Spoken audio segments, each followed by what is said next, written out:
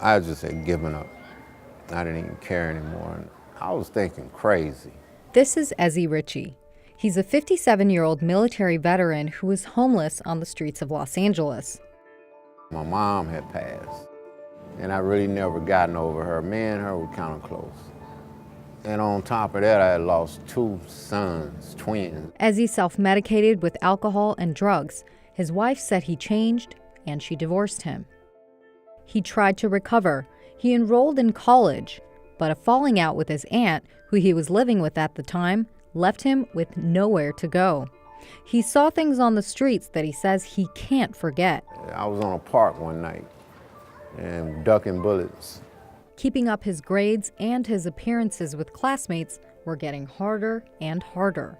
It got to the point to where it wasn't about homework anymore. It was like, when you get out of school, you got to find something to eat.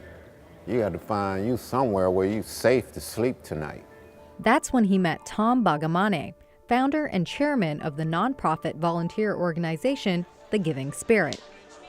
Twice a year, the 15-year-old Do Good group, which has 10,000 registered volunteers, packs survival kits for the homeless, which many volunteers then hand deliver to neighborhoods with high homeless populations, as well as to shelters.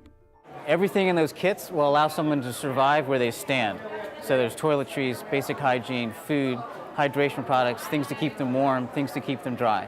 So imagine if you had absolutely nothing, you had the shirt on your back, and somebody dropped that kit at your feet.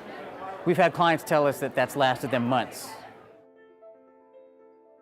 They was giving out backpacks, but I saw more than that. My mind started, I was like, whoever did, I said, this is love right here. I see a sandwich with a side of open right here. No longer homeless, Ezzie's mission involves going out with the volunteers to deliver survival kits to others in need. He tells people he meets on the streets his story.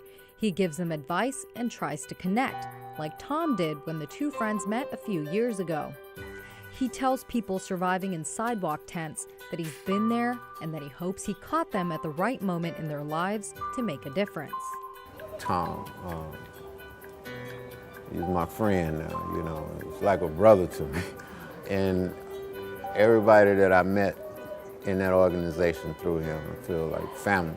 They came 2 feet below the surface where I was.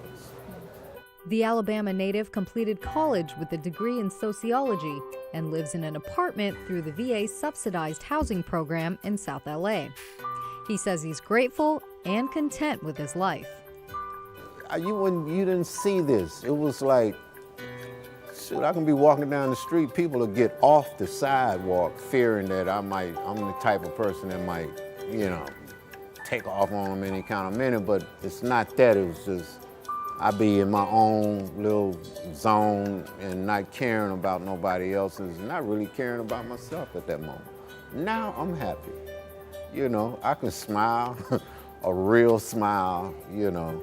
I can feel a real warm feeling inside.